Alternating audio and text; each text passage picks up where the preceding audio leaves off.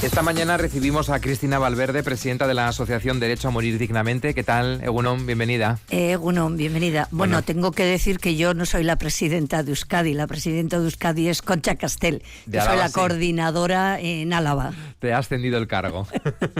Bueno, estos días de difuntos y de todos los santos nos acordamos de la muerte. Desde la asociación os queréis acordar también de cómo morimos, ¿no? De los últimos días e incluso para muchas personas de los últimos años de vida. De todo esto vamos a hablar en los próximos minutos. Empecemos por las personas que se acercan a la asociación.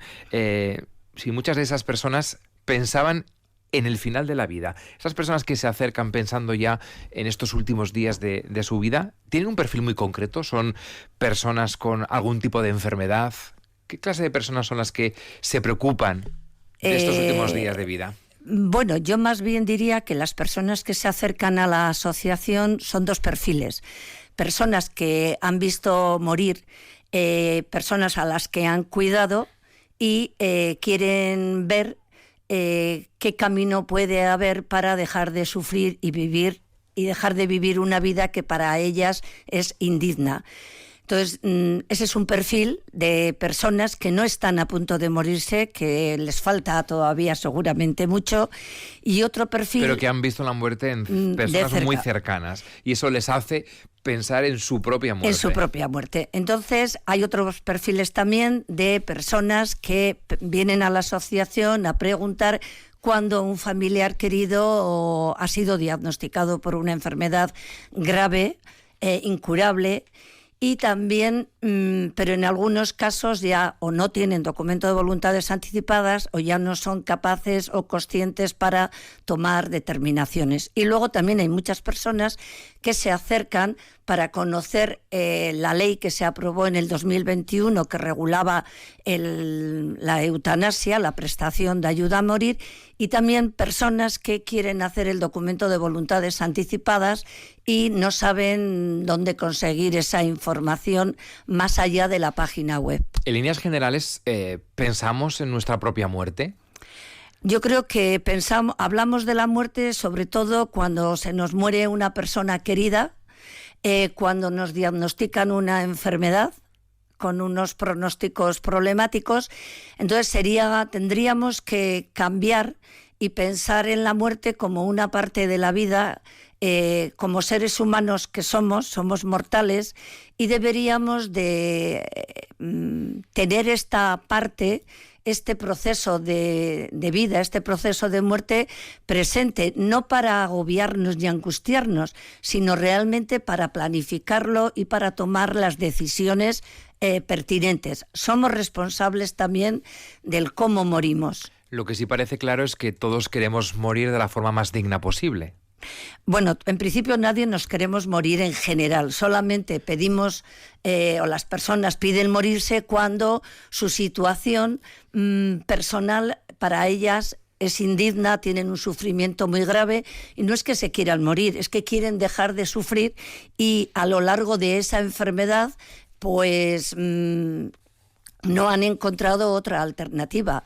Para muchas personas la prestación de ayuda a morir, la eutanasia, es una liberación. Vamos a hablar también sobre la ley de eutanasia. Tú llevas muchos años reivindicando ese derecho a una muerte asistida sin esperar, ¿no?, a que te llegue ese último suspiro. ¿Qué te llevó a dedicar tanto tiempo, esfuerzo a reivindicarlo? ¿Un miedo concreto? ¿Algún caso que conociste que te impactó? Bueno, yo creo que esta reivindicación de ayuda a morir dignamente se lleva peleando desde hace 38 años oficialmente. Bueno, la vida te sitúa ante una serie de muertes, unas que las consideras más dignas, otras menos dignas, y bueno, hay un compromiso social. Entonces, problemas sociales hay muchos, y este es uno de que hay que mejorar la calidad de la muerte. Y egoístamente pensando, pues contra más derechos sean reconocidos en la legislación, pues yo creo que moriremos mejor, en mejores condiciones, y haremos unos duelos menos traumáticos. Durante mucho tiempo, o históricamente, el ser humano se ha preocupado más, ¿no? Cómo será su vida después de la muerte, ¿no? Y podemos entrar incluso en temas religiosos. Se ha preocupado más por eso que en cómo evitar esa agonía final. Bueno, esto ha cambiado desde que se aprobó la ley de eutanasia. ¿Cómo se valora desde la asociación la puesta en práctica de esta ley? Una cosa es la teoría, que hemos hablado en alguna ocasión, y otra ya su puesta en funcionamiento, su puesta en práctica. Bueno, la ley tiene 2 años de existencia, 2 años y 4 meses. Como todas las cuestiones nuevas, cuesta ponerla en práctica y nosotras vemos que esta ley era una ley necesaria y una ley mejorable.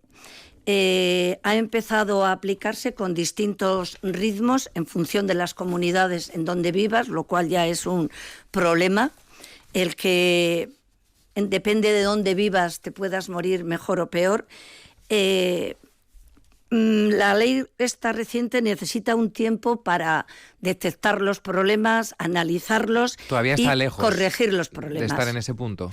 Todavía yo creo que estamos lejos de conseguir una aplicación de la mejor manera posible. Es decir, tenemos que ir intentando normalizar el que las personas podamos expresar nuestro deseo a morir en el cómo y en el cuándo y en el dónde. ¿Es por su desconocimiento, el desconocimiento de la ley, el desconocimiento de su aplicación, o es también las trabas burocráticas, las trabas administrativas que alguien se encuentra cuando decide que se le aplique, ¿no? A una persona, a un familiar, se le aplique la ley de eutanasia? Bueno, o son ambas cosas, que no tienen por qué ser excluyentes. Son ambas cosas. Nosotras pensamos que hay muy poca información de este derecho. Es decir, hay información en las páginas web sobre qué es y cómo se procede, pero hay poca actualización en las páginas web. Por ejemplo, si tú entras en la página web de nuestra comunidad, la actualización termina en el 3 de marzo de este año. Por una parte, consideramos que hay poca información sobre los derechos sanitarios que tenemos al final de la vida, que no es cuando ya estamos en la vejez. Es decir, el final de la vida se nos puede presentar en cualquier momento. Hay poca información sobre esos derechos. Hay poca información cuando nos dan un diagnóstico grave e incurable, qué alternativas podemos tener. Y a veces desde el mismo sistema sanitario parece que hay miedo a decir esas posibles alternativas. ¿Es miedo o resistencia? Pues miedo, resistencia, el pensar que la persona que está enferma no va a poder asumir esa carga. También existen personas enfermas que no quieren enterarse de cuál es el diagnóstico y del pronóstico. En fin, sobre la muerte hay mucho tabú y yo creo que hay una responsabilidad institucional de difundir los derechos que tenemos como algo normalizado. Trabas burocráticas. Esta ley, a pesar de las ventajas que ha supuesto que a nivel de todo el Estado pues pueda haber en estos momentos unas 370 o 400 personas que han hecho uso de esta ley, son muy poquitas. De unas cerca de 1.000 solicitudes que se hayan podido plantear. Entonces, los tiempos que se exigen son muy largos.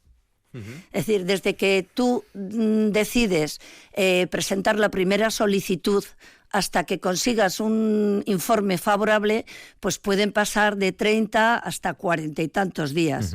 Decía que se han aplicado en la eutanasia unas 300-400 personas en estos 2 años y medio en el conjunto del Estado. ¿Saben cuántas de esas personas han sido aquí en Álava? ¿Cuántas personas en el territorio histórico de Álava han solicitado o familias que se le aplique la ley de eutanasia? Vamos a ver, en Euskadi, a fecha del 31 del 12 del 2022, en el informe que ha publicado la Comisión, aparece que hay 128 solicitudes en todo Euskadi. Las solicitudes que han llegado a la Comisión son 59, con lo cual se han perdido 69 solicitudes que habrán sido por fallecimientos, por desistimientos. Y el número de eutanasias realizadas en el 2022 fueron 39.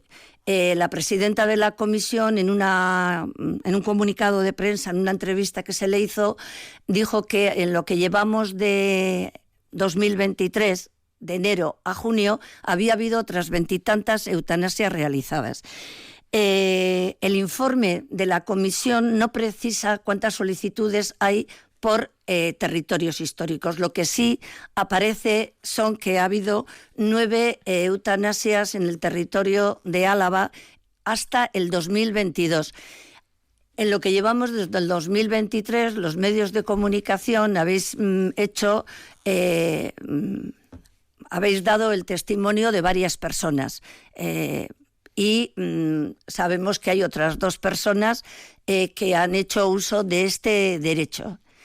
Personas, el rango es de 37 años a 90 y tantos años. La media viene a ser una persona de unos 69 años. Lo que sí es cierto que las personas, cuando piden ayuda para morir, no es un tema repentino. Dicen que mejor que la muerte nos pille preparadas, que nos pille habiendo reflexionado sobre el tema.